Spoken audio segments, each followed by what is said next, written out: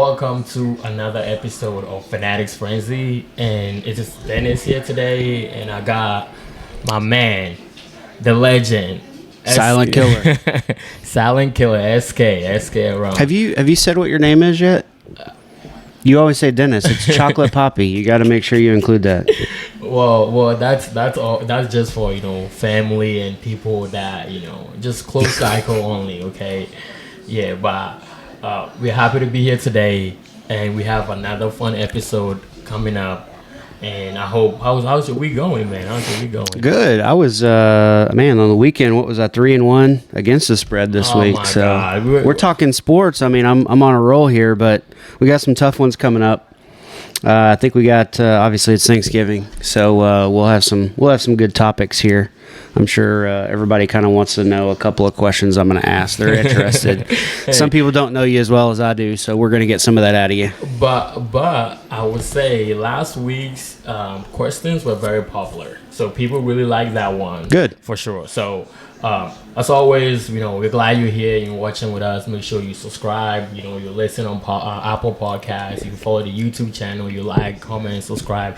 Tell us what we're doing good and what we can improve on. We're always here for you people. But today's preview, okay, we will get a little bit into the rivalry week that is coming up in college football. We're almost at the home stretch, okay, and then we're gonna get into Jerry Jones and the Cowboys as always. Cowboys still suck, but somehow they end up in the news. End up the last 3 minutes with worst special teams I've ever seen. But anyway, go ahead. And then we got some weekend games reactions, and then what are we putting the house on this week? Okay, since what are you 6-2? 6-2. Yep, first 2 weeks. Yep. Since we started, so 6-2. Listen, guys, if you put your house on there, you would have won a bunch of money, But before we start, as always, we're gonna do some games. Okay, so why don't you introduce us to the first game that we're getting into today? All right. So, not necessarily a game, but like a fun little, experiment here. So. These are called Mom-isms. So tell the people so what you mean by my that. wife, we joke around in here because we both call her mom. Right.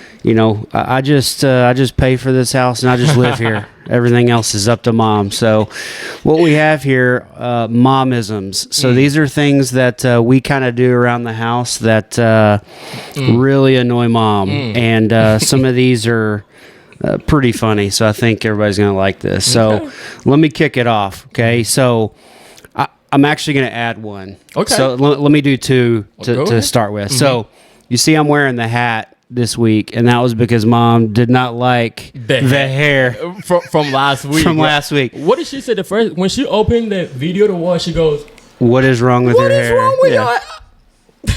So that's where the hat is. All right. So the one I was gonna also talk about is you see that I've got my Pepsi here, right? No glass, no ice. Why? Because when Mom was watching the rerun of the podcast, she could not stand the clicking of the ice. Oh, the first one from the first episode. Okay. So I had to just adjust it to just the regular can. What do you got? So what I got, I remember, every time you're watching football games in here, or we're watching whatever, something, and, the TV is going on, she's trying to pay attention and all of that, and then you go on your phone, like you see something on Twitter, and then there's sound behind it, you're going to hear it, she's going to go, "What are you doing?" And as we're talking right now, she is like ready to jump. We're getting the stare down. Right, and then, so my little brother has a little basketball thingy, in his room, a little basketball goal, and he plays, and then all you can hear is "pow, pow, pow," and like literally all day. And when she's like super super tired, or Mom is like super super tired, she's trying to go to bed. I mean, even if you're breathing too heavy, that's gonna get on her nerves. So I remember like sometime this week she was super tired, she's trying to go to bed. And all we can hear is, "Wow, Dallas just playing basketball in there." And she goes in there, "Dallas, stop playing basketball."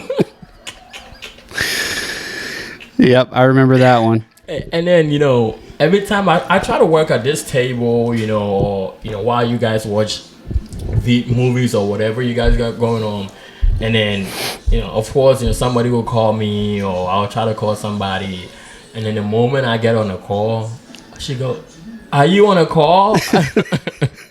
And I'm always like, "I'm sorry, I gotta go to my room." So yes, what else you got? What else you got? Next one I have is we talked last week about your favorite meals, like home cooked meals. Oh, you made a mistake and you ranked me number one.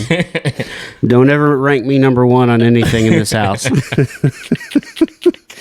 And then the last one that I have is so we were watching. This happens on quite a few shows, but we were watching Yellowstone, and the previews started coming up, and I flipped the channel because the show was over. Right. Don't ever flip the channel before the previews for the next show are over. Well, she has to see the preview. She's got to see the previews. She got it. Hey, we love you, Mom. We promise. We love you. It's all love.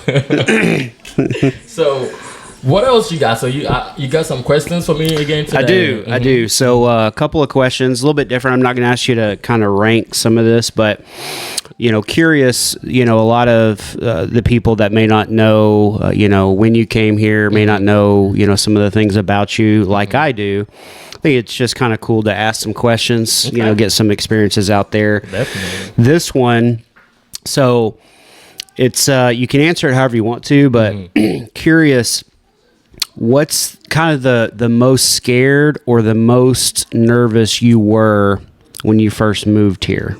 Like what kind of situations made you nervous coming from Ghana to here and trying to figure out how things work?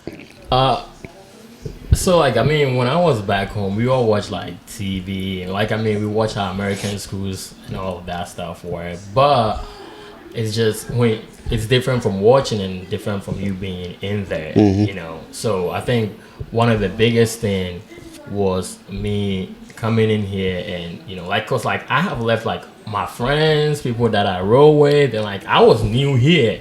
So I was nervous about, I know I'm a pretty, likable person. Everybody loves me, whatever. But still, going somewhere new that you don't know, I think the biggest thing was being able to fit in, finding your crowd. Yeah. And, even with family, what if, well, some scary stuff could have happened. Well, speaking of that, I was going to ask what you felt about the old white lady that asked you if my daughters were okay whenever you took them to the store by yourself. Yeah, that's hey, it's gotten better, but I told you about that story, but it's just you moved to the whitest area of the country, literally. Yeah, Burleson, Texas. Not so many. I think maybe when I was in high school at the time, I could count the black people in there. So yeah, it's gotten very better. I don't. I move around like I still own the place, but it wasn't like that when I first got here. It was a little, scary. I got you. Yeah. I got two more for you. The first one. So kind of along the flipping from scariest moments, those kinds of things.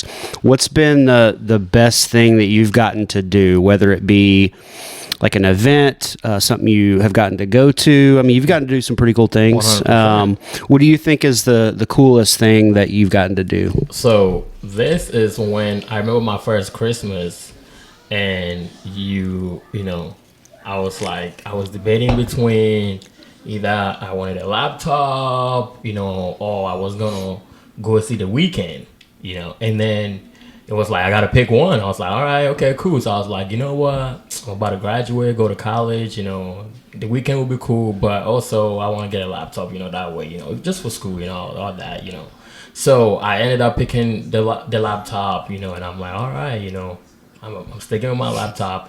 And even with that, it came off I wasn't going to get it. And then, it was a surprise. So that was very cool. But then the coolest part was I got to go see The Weeknd because y'all got a ticket for me to go see with my friend, So that was very cool because I really was not expecting that because I was like, all right, I had to pick one. I picked what I wanted. And then I literally got the Weeknd tickets, so that was super cool, For all the white dads out there, The Weeknd is not just seeing The Weeknd. It's actually what do you call him? Rapper or an R&B artist? Yeah, he's an R&B, singer, whatever. Yeah, I was in love with it. I don't know about in love. Okay, pause. But I really liked The Weeknd back then. It was 2016, guys. Yeah. Everybody, he was hot. Yeah, I knew about him, so it was big. So yeah, that was very cool, And then last year I went skydiving. So I mean, y'all wouldn't, but I went. Hell no.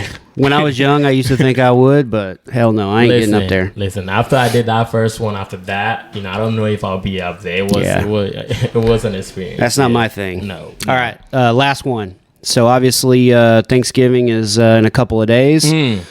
You've gotten to experience the American Thanksgiving. It's a nice spread. What's your favorite? What's your favorite thing? What's your favorite food? Thanksgiving. Favorite food? Thanksgiving, I mean, everybody gets turkey, but I'm gonna stay away from the food. But like, Mom makes that banana pudding. Yep. That is like A1. Yep. It's number one. It's number one. Yeah, that's A1. I think that's number one. Yeah. And then there you go, back in your good grace, and then Nana, that is your mom. Has her recipe or made the cheesecake. I mean, Nana's cheesecake is literally also can't go wrong with the desserts. No, so because the food everybody gets turkey, everybody gets mashed potatoes, all of that, but the desserts definitely and then of course you and Poppy always do your thing on the grill and all of that. So that's that's solid. I'm ready. I'm ready to deep fry that turkey. I'm excited. There we go. Almost there. So, all right, your turn. What you got? So I got a few. My question is, I'm gonna hit you with some, soccer, some teams, football, soccer, baseball, all of that, and I want you to tell me the first player that comes to mind when you hear those teams. All right. Okay. So for the first one, let's go easy. The Dallas Cowboys. Emmitt Smith. Okay. Yeah, Emmitt Smith. I grew up in the, when they won the first Super Bowl that I saw. I was 10.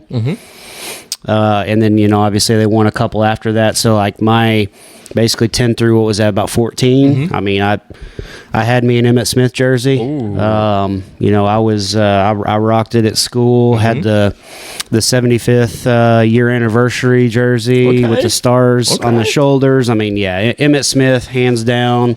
Loved him, loved what he stood for. And yeah, he's my, that team was loaded. Yep. You could pick any of those guys, but Emmitt was my guy. Okay. What about the Longhorns? Your favorite? Ricky Williams. Okay. Yeah, so... Okay, I was not expecting that. They're, when I first became a Longhorn fan, I mean, nobody in my family went to UT or there was no push for any kind of college. I mean, I just kind of happened upon them back, I was in 7th grade. And I was watching their quarterback at the time was James Brown. Okay, they weren't very good. I mean, they had a winning record. They were about to go into. They were just starting the Big 12 conference. Okay, so that's kind of when like Texas started playing Nebraska and some of those schools. And Ricky was that kind of towards that middle of that year, he was kind of on pace to break the all-time rushing record for yards in a season and Heisman Trophy. All right. So he knocked out both. They were, they were kind of they were a tough football team. They ran the ball and played some good defense. They weren't smash mouth football. Yeah, they weren't amazing, but they their first year into the Big 12, they beat Nebraska in the Big 12 championship game, and man, from that moment on, it was kind of don't remember exactly what how old I was, but man, just Ricky, man, he was a beast, and I mean that just sold me on Texas. All right. And then last year, we were very fortunate to see the Texas Rangers finally win the big one. Who do you think of when when we say the Texas Rangers? Nolan Ryan. Okay. Yeah, Nolan Ryan. Man, just depends on who you talk to. There's a lot of professionals out there that even consider him overrated because of never that. Here's the argument. Most no-hitters. most wins, Right. but no Cy Youngs and those kinds of awards. His ERA, his win-loss records weren't outstanding. So it depends on who you talk to. But for me, if somebody has 7 no-hitters, that's proof that he's untouchable when he's at his best. Okay. And for him getting up there at an older age, still, throwing, 98, 99 miles an hour, put the Rangers, on his back realistically, and then obviously retires, comes back, puts the team together that he was here when they had the 2 World Series, 10 and 11, and so Nolan Ryan for me on the Rangers. Last one, Team USA soccer, men's soccer team. I'm not gonna go with Pulisic. I'm glad you didn't, because I figured you go someone older. I've got a few. gotta go one. If I have to pick one, I'm gonna go Clint Dempsey. I was thinking you go Donovan. I'm gonna go with Dempsey just because. Just because he's from Nacogdoches, is that why? I mean, he is a Texas boy, but he kind of had that. He was just a striker mentality. You know what I mean? That's you. So I'm gonna go with Dempsey. All right. Well, that's see, all the teams that I ask you, I would have just said somebody different. It's just because of the generation. Yep. But let's now get into business. I enjoyed that segue that we had, but let's get into business. So for the first topic that we're gonna get into, okay, this week is the Lone Star Showdown, Texas versus Texas A&M. Okay, at College Station. And this is going to rock some feathers, okay? And mind you, apparently the stakes are high that even the tickets are, also as high. The tickets are more expensive than the Cowboys games. Cowboys. Yeah, they should be. But, they haven't played this since 2011. And Texas leads the series 37-5. Okay. 76, 37-5. Sorry, 76. Yes, so that's what Texas leads this series. I mean, think of the implications of this game. Okay, if Texas beat Texas A&M, then Texas A&M has four losses, and they're definitely out of the playoff picture. Definitely out. If A&M beats Texas, the first year in the SEC, I mean, look at the narrative that will happen if that happens. Okay, so who do you got? I mean, I know who you got. We're going to get into it later. But then talk to me about this game. How big is this game? All picks aside right now, we'll get into that in a little bit. Just if you could have projected a couple of years ago when they announced this game that it would be for who goes to the SEC championship game. Right. Nobody would have. First year back. A&M's been in the conference for a while. Has not been there. Yep. And they got to go through Texas to get there. And you couldn't write a better script.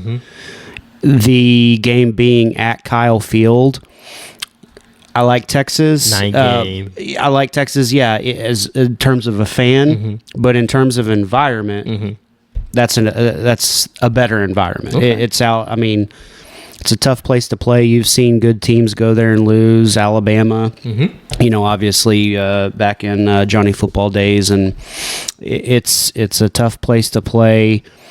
The crowd is going to be insane. They're going to have their cult-like following that's going to be there. But thinking long-term and thinking big picture, with what happened this past weekend in the SEC, right, Texas is actually in a pretty good spot to make it regardless of what happens. Because if they beat A&M, they go to the SEC championship game. Obviously, if they win, they're in with a high seed. If they lose in that SEC championship game, they're in. If they lose this weekend, they still only have 2 losses. Right. If A&M goes and plays Georgia wins that game, then Texas they're right there in that second or third spot in the SEC anyway, so they're in a good spot. They are, but forget even I think Texas is going to the college playoffs. I mean, they are. I mean, no doubt about that. But if they get beat by A&M this week, it's gonna be go back to wherever you came from. Yeah, you can. I mean, because they have to beat them. I mean, look at like the narratives that will come out of this game if A&M pulls it off. Well, okay. If this was another opponent, I would say they have to win. If this was an Alabama or an LSU, someone that doesn't have the rivalry reinstated, I would say they have to win. But since this game is going to be played annually now, again, you want to win. If they don't, they'll have a shot in a year. Right. So there is that, but kind of to the point of what it means, the stakes are probably never going to be as high. Right.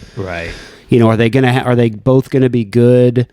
Again, yes, but will they both be in a position to winner goes to the championship game? You don't know because it's been, so long. Obviously, A&M's been in the conference, as I mentioned before, and hasn't been there. So for Texas to stop them, they may burn College Station to the ground if they don't, because that would be the one team that they do not want to lose to and to keep them out. One thing I know for sure is even if Texas A&M beat Texas and goes to the SEC championship game and gets slaughtered by Georgia, they'll be fine. That will be this game. Is the yeah? They'll say, hey, it doesn't matter. Yeah, we beat Texas. We beat Texas. Yeah, we beat Texas. So there's a lot more at stake for Texas, and why I have my reasons for my pick. That'll come up in a little bit. So we will get into the pick. Well, let's move on to your favorite. Something that's really dear to your heart. I mean, a team that you're in love with. The Dallas Cowboys. They're like a bad relationship you can't get rid of. You can't get rid of. It's a toxic relationship.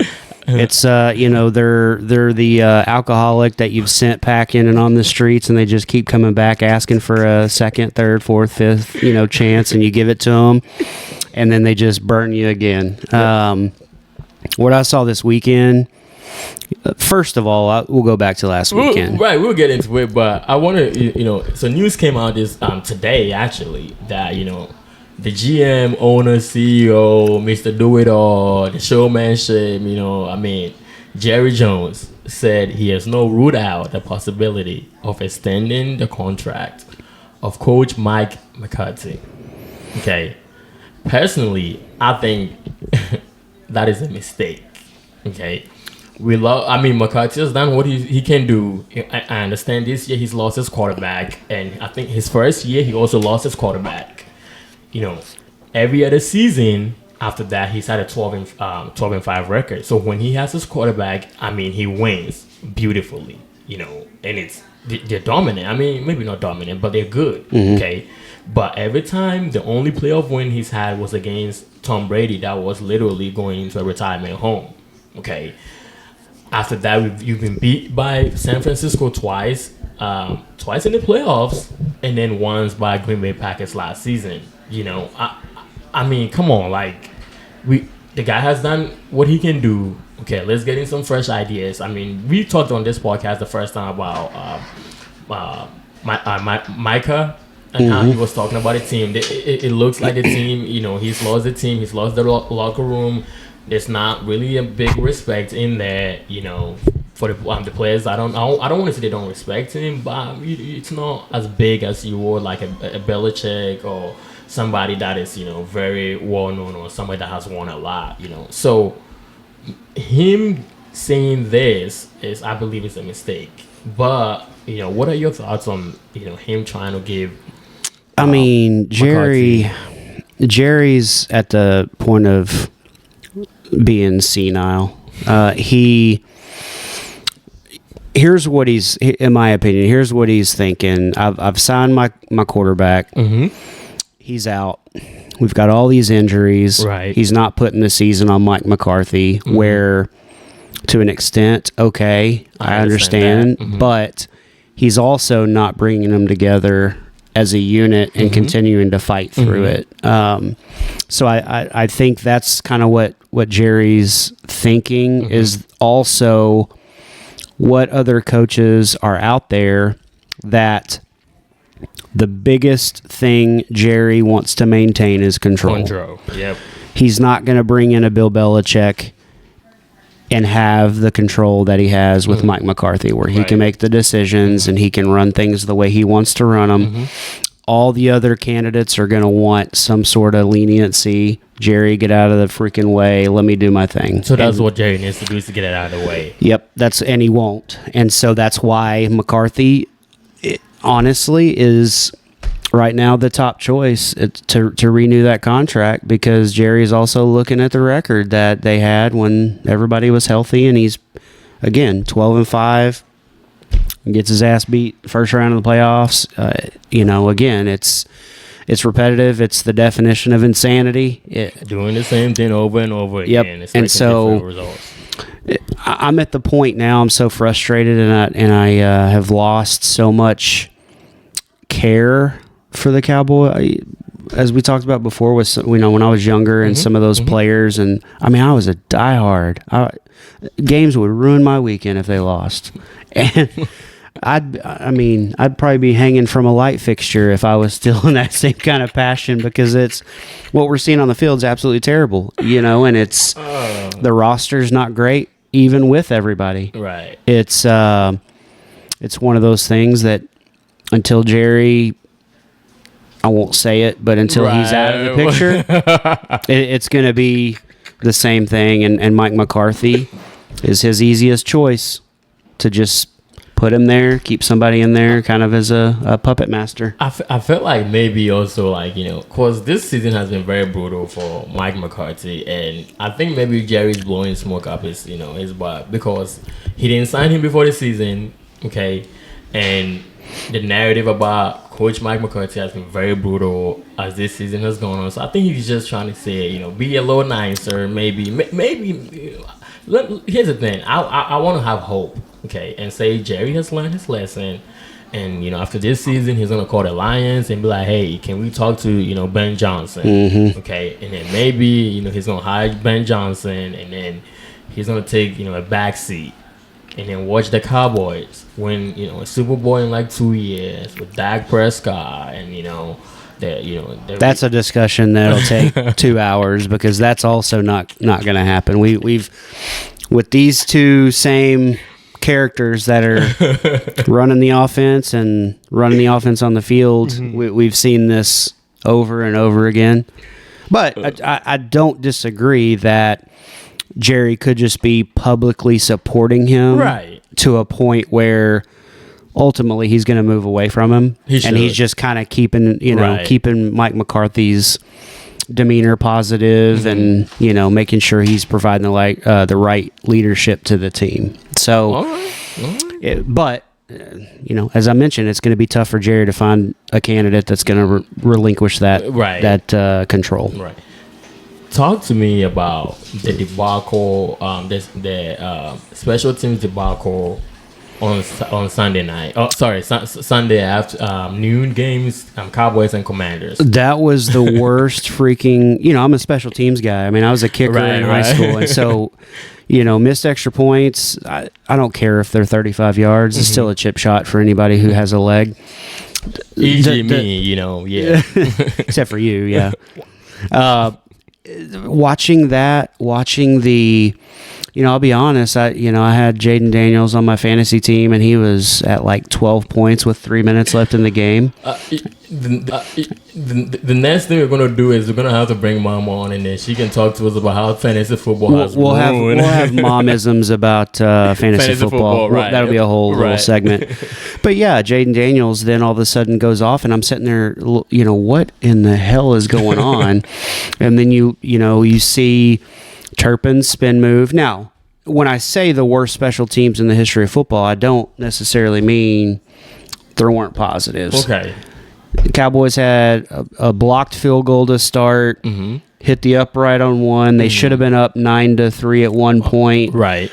And then the Washington kicker does his best impression of Aubrey, his first couple of kicks, there at the end of the game. Right. They get the Hail Mary, which the defense, some of the mind-numbing plays. We talk about the Cowboys and how they lose and how they figure out ways to lose, and we're like, oh, it can't get much worse. Oh yeah, it does. And some of the stuff they do every weekend, every week, you're just like, how? Cooper Rush can't hold on to a snap. He's losing. He's fumbling snaps that are right to him. Get a blocked, a tip punt. You get the extra point blocked or the field goal blocked.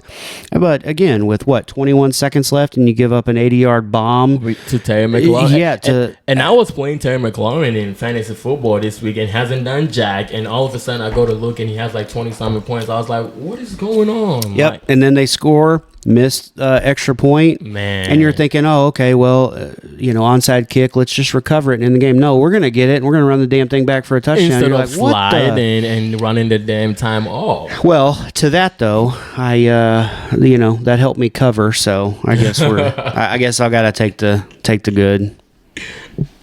Listen, Cowboys, it's always a roller coaster when you watch the Cowboys. Because I remember when I came in there, I was like, what is going on? But hey.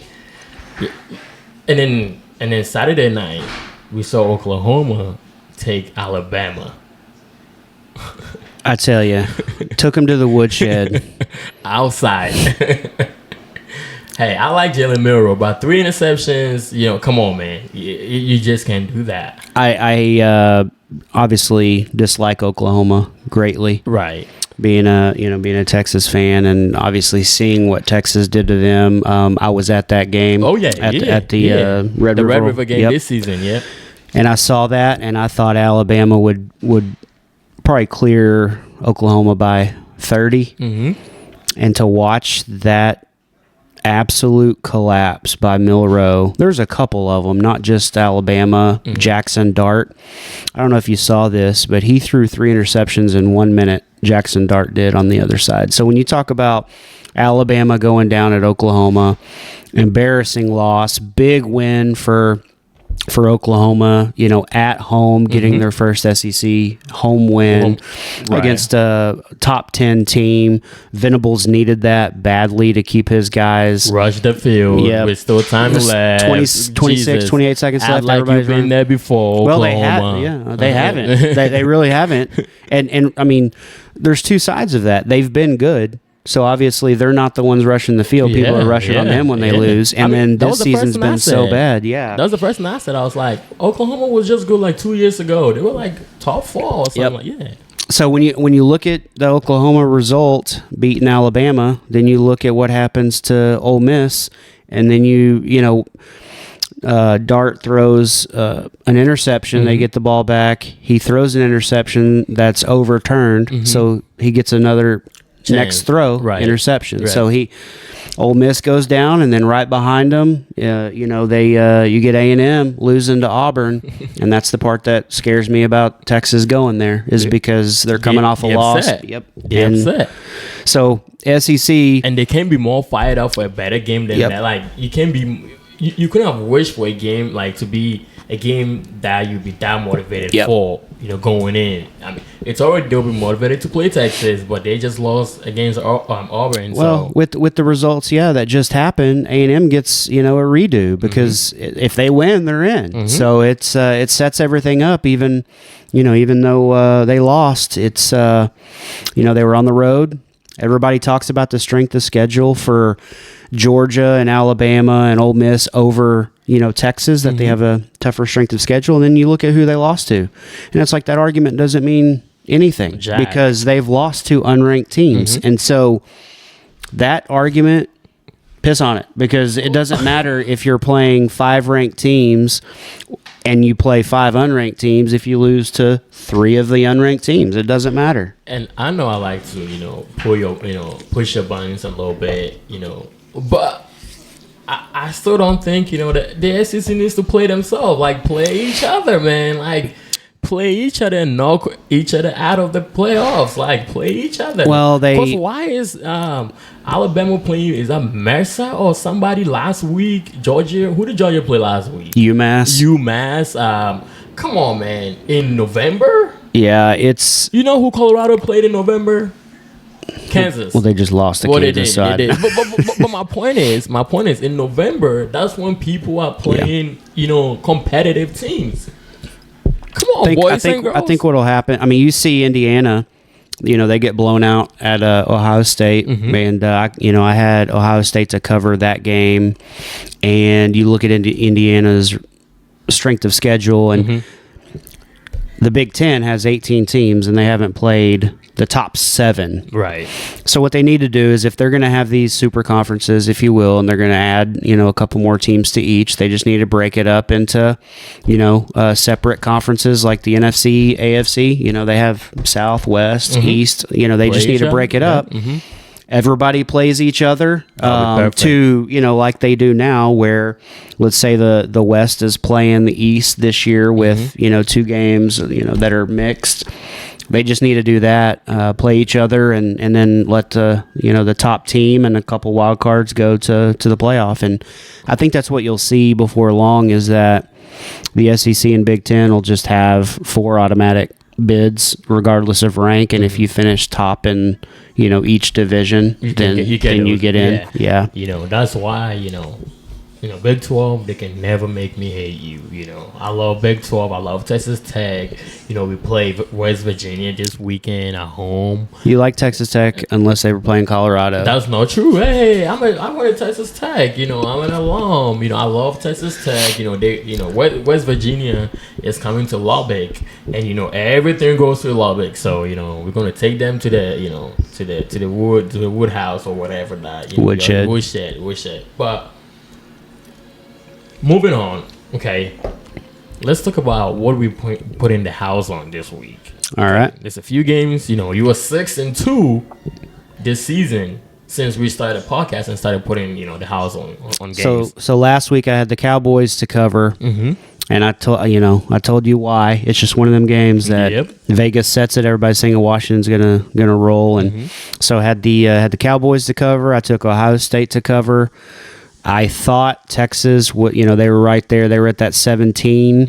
And, if Quinn doesn't have that little blunder, half-ass pass, interception, fumble thing he had, they do cover. But anyway, so I lost the Texas-Kentucky game. And then I don't even remember what the other one was. Oh, it was the Eagles. Yeah. So what do we got this weekend? What are the ones where? So the first one, the Lone Star Showdown. Yeah. Number 3 Texas, 10-1 record at Texas A&M's 8-3 record. Texas, as of the time we were putting this together, Texas were 5.5 point favorites. When they first released it Monday, they were 7.5. So money is they've already driven that down to 5.5, and I. Based on what all's at stake, based on the environment being on the road for Texas, being at Kyle Field, with so much on the line, again, Texas not necessarily having to win that game in order to make the playoff. They'll be left out of the SEC championship game, but not the playoff. I'm taking Texas A&M to cover that game. Okay. Yeah. But who you got winning? I think Texas A&M will win.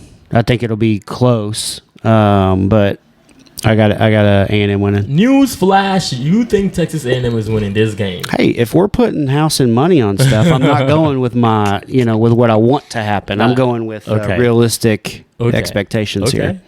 Yeah, I've just seen Texas. Can they? 100%. When they're at their best, absolutely. 100%. But you look at some of the fronts that have caused them trouble. You look at what actually Vanderbilt did with some of their mix-ups up front. Georgia smacked them in the mouth. A&M's got a pass rush.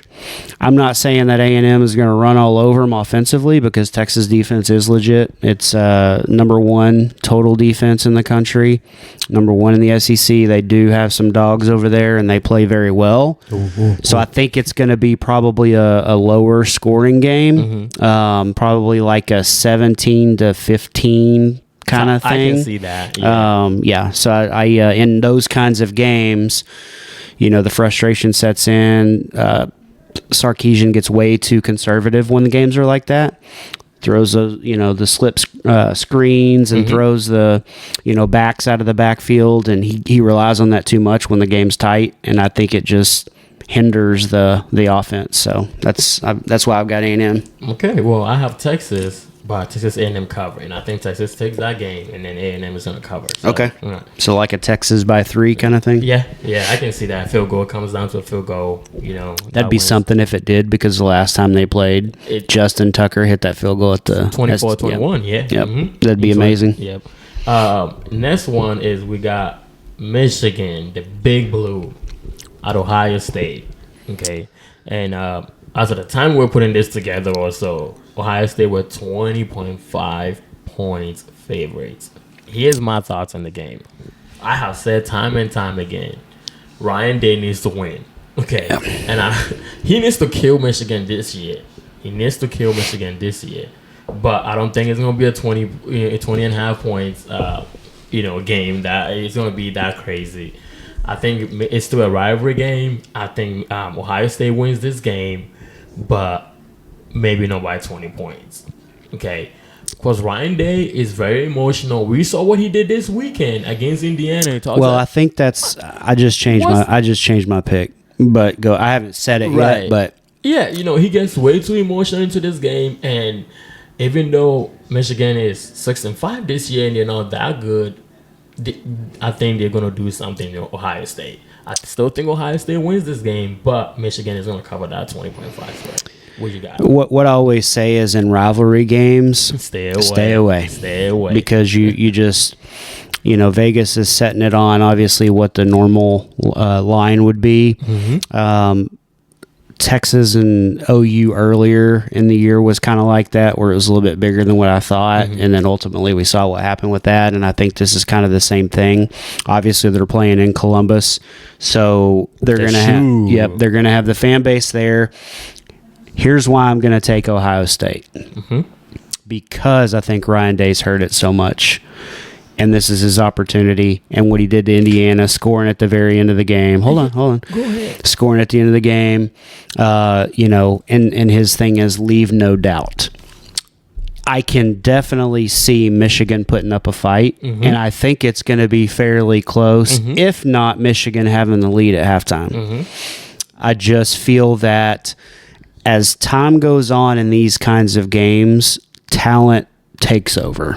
And that's why you see a lot of times, even this weekend when Georgia was close with UMass, mm-hmm. and, you just see that they hang around. Right, but and you can't hang that long. Yeah, right. I just think that over time, in a full game, get into the second half, get those guys tired, get the crowd, crowd stays in the game, they're behind you. I'm not that big of a fan of Ohio State's quarterback, and I think that's probably what's going to get them beat in the playoff. Mm-hmm. But all things considered, with all of the history, I think this is where they cover and they put it to Michigan finally. So you think Ohio State cover 20.5? Yeah, I'm taking Ohio State to cover. Ooh. And the problem is, not problem, but what you're going to see is you're probably going to see the money go to Michigan because that's such a high spread. Right. And this is where Vegas makes their money because they drive that number down, and then Ohio State ends up covering and they make their money. So you got to kind of follow the money. We need to do an episode on you and Vegas conspiracy, man. Come on. Hey, but you're not a conspiracy theorist, are you? No, not at all. It's not a conspiracy if it happens. I wonder what Mom will think about that. Well, that's going to be a Mom-ism for next week. Let me write that down. So the last game we got is the Eagles. Oh my God! I mean, listen, they've got the Eagles going to Ravens. Okay, and the Ravens are 3 points favorite. I don't like the Eagles, but you can't lie. They're just so freaking good. They're just so good. I mean, they got an above average quarterback. Their running back is phenomenal. Their two receivers, they probably have the top two receivers in the league, compared to anybody else. Offensive line, I was hoping as Kelsey was retiring, it would have gone down, but it looks like they figured it out. They got Nick Sirianni out there, and regardless of how much you don't like him and all his coaching decisions, they're figuring it out. He beat. Before the game with Rams last week, I was telling you I was hoping that Sean McVay will finally, will take over and, be the offensive genius that he is, but it wasn't even close. And then you ended up losing to Saquon Barkley in fantasy after you put up like 50-some points. What we're seeing from the Eagles is kind of what everybody thought they would look like, and it's just taken them a little while to get there. Sirianni, man, he's like Jake Paul in there fighting Tyson. He's a little twerp and really annoying, and he just wins. And it's, the Jalen Hurts doesn't have to do a whole lot. Mm-hmm. He just has to manage the game, run a little bit when he can, throw a little bit, mm-hmm. and then get the ball to Barkley. That's it. You got to play them honest. You cannot play too far out, because if you play too far, if the safeties play too far out, then you just hand the ball over to the running back, and all he's going to do is, get 50, 60-yard rushes. So you got to play them honest, and if you play too close, he has A.J. Brown and Devontae Smith that can beat you up top. You can't win. Well, then you flip over to the other side of the ball, and they're good. I mean, they're so much improved from last year in every single statistical category. Jalen Carter is a beast inside. He requires two people. We saw what the Rams did. They put two people in there, and he was, the other guys were then getting pressure, and that's the way it's going to be. I had somebody reach out to me during that game. Was like, they're treating Jalen Carter like freaking Aaron Donald. Mm-hmm. I was like, 100% they are. Yeah, he's a beast. He's taken over. He's made them better, and that's why that's why the Eagles are. What I've seen the last 3 weeks. Again, started off like the Eagles. Yeah, they'll probably make the playoffs because the NFC East has been terrible. Then you see Washington all of a sudden kind of starts off good. We've seen reality set in for them. They're going to take the NFC East, going to get in the playoffs. It's going to be a dangerous team if they keep playing the way they are. Regardless if you have to go to Philadelphia. Yeah, at their best, at their best they beat the Lions. At their best, they beat anybody in the league. Yeah. And if the Lions don't get the number 1 seed and end up going on the road all playoffs, and they have to go to Lincoln Field to play the Eagles NFC Championship game, wrap. Because we all know golf can play without a dome. But who you got in that game? Eagles, Ravens. You said 3 or 3.5? It's 3. And they're playing in Baltimore? They're playing in Baltimore. Lamar is playing good, and they got Derrick Henry. He's playing good. He's got Derrick Henry. Isaiah Flowers. The defense for the Eagles, I think, causes enough to where still. I don't even know who I think is gonna win this game. It's a tough anything 3 and under is going to be a tough game. A lot of times you just kind of, I think the Eagles have been on a roll the last couple of games, and I think they probably dropped this one. Okay. I'm going to take Baltimore. Okay. Yeah, because it's so hard to be that consistent against professional football teams. Mm-hmm. So you got to kind of look at what they have done up until that point. So. With them playing really good football, again, all the way up until the game against the Rams, still looking good, I just feel like there's always kind of a lull in their game, maybe 2 games, and then they pick it back up. I'm going to call it on this game. Okay, well, I think, just because I don't like the Eagles, so, hey, this is straight off my feelings. I'm just because I don't like the Eagles, I hope Lamar pulls this off, And I think it will come down to, like a field goal maybe, but Ravens cover, and then Ravens win. So that's what I got. Well, if it comes down to a field goal, let's just have the Eagles take it because Jake Elliott's my fantasy kicker right now. So you just want fantasy points. I will say, everybody looks at the spread. You don't really think much about it. Justin Tucker's a little off, and that's going to come into play. Oh yeah. So that and when you're talking about a 3-point spread, are they up by 3 and go for that field goal to put it to 6, and he misses it, and it comes back to 3? So many little things that don't necessarily get talked about enough that make huge impacts when you're talking about betting on them. Give me your final thoughts, man. This is great. I'm gonna trust that in those kicks. I'm gonna trust that the Ravens play a full game, and that Lamar and Derrick Henry are on a roll. I think they probably run a little bit more with Lamar this game because he hasn't had to do a whole lot. No. He's run a little bit, but the majority of it's been Derrick Henry. Even Justice Hill last week had like a 50-yard run. Yeah. So I think they set that up, then use some play action. They've got, good enough receivers, and obviously Andrews, playing better now to cover it. The thing that the Ravens have that's kind of their Achilles heel is their defense has not been up to where Ravens status has been. Their pass defense is not that good. So if they let Devonta Smith and AJ Brown, settle into this game, and hey, hate it or not, Jalen Hurts can hit some deep balls. If it comes down to that, they might lose this game. Yeah. The Eagles can be very methodical. They don't have to hit the big play. They hit a few against the Rams, obviously, but before that, against Washington, it was several drives in a row where they were just picking up first downs, just eating the clock, and just, They have all 4 downs to go for it. Yeah. They have all 4 downs. Yeah, because if it's close, he's going. Push. Yep. Baby.